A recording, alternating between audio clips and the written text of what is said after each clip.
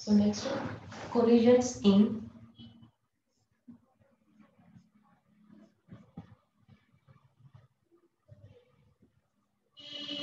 collisions in two and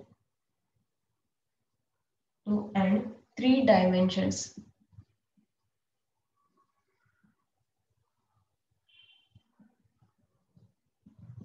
Collisions in two and three dimensions. In two-dimensional elastic collision, we have four unknown quantities. The two components velocity for each of two particles after collision. In two-dimensional two-dimensional in two-dimensional elastic collision,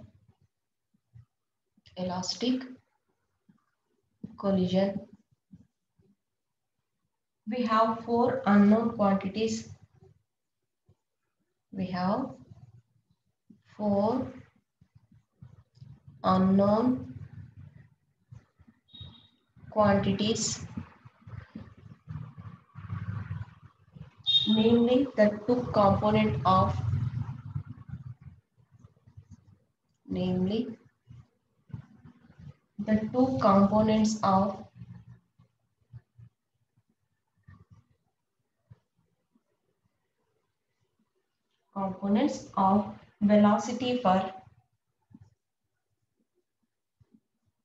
velocity per each of two particles, each of two particles after collision.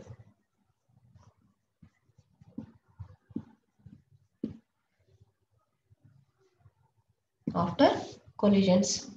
In two-dimensional elastic collision, we have four unknown quantities total. We have four unknown quantities, the two components of velocity for each of two particles after collisions. But we have only three. But we have only three known relations. Only three known relations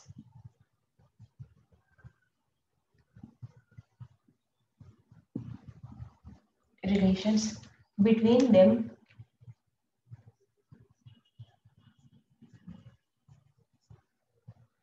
One for the conservation of kinetic energy, one for the conservation of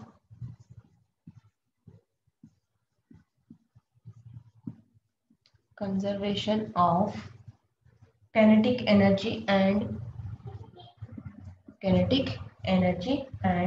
conservation of and conservation of momentum relation for momentum relation for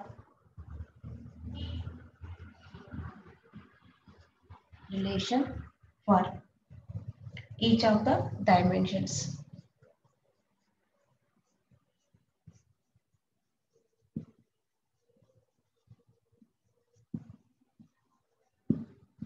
Each of the dimensions.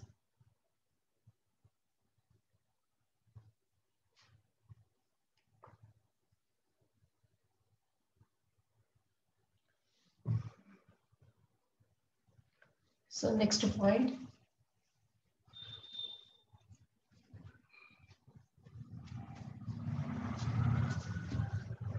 Thus, in two or three-dimensional collisions, in two or three-dimensional collisions,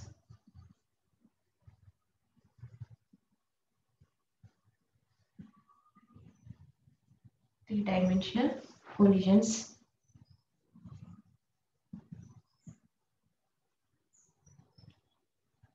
the two conservation laws, that two conservation laws alone cannot cannot tell us motion of particles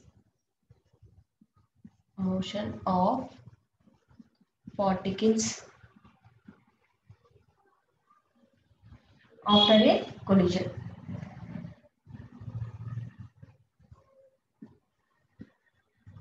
After a collision,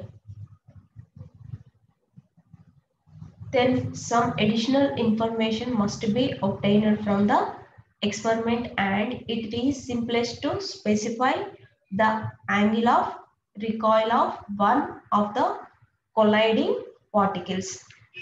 Hence, some additional information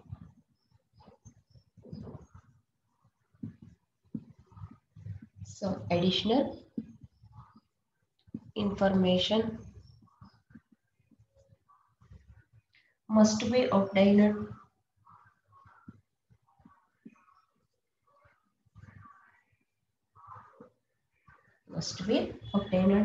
from the experiment, from the experiment, and it is and it is simplest to specify the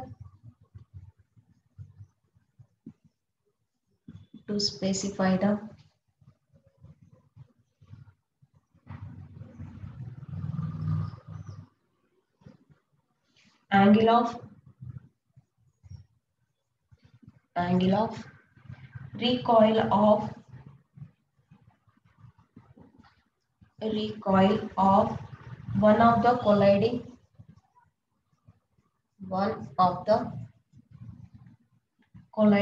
particles.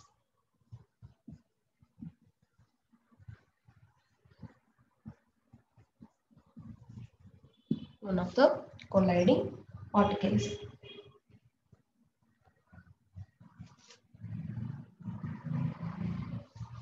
Next diagram.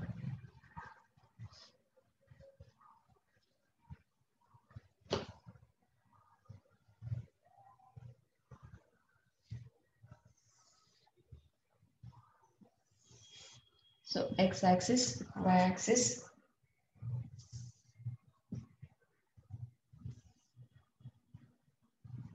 v suffix 2f,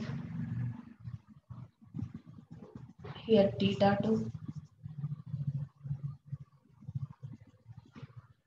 here theta 1,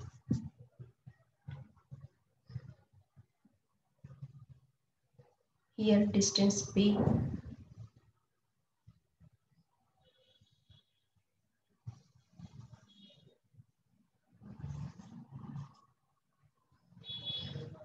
here v1 f, here m1,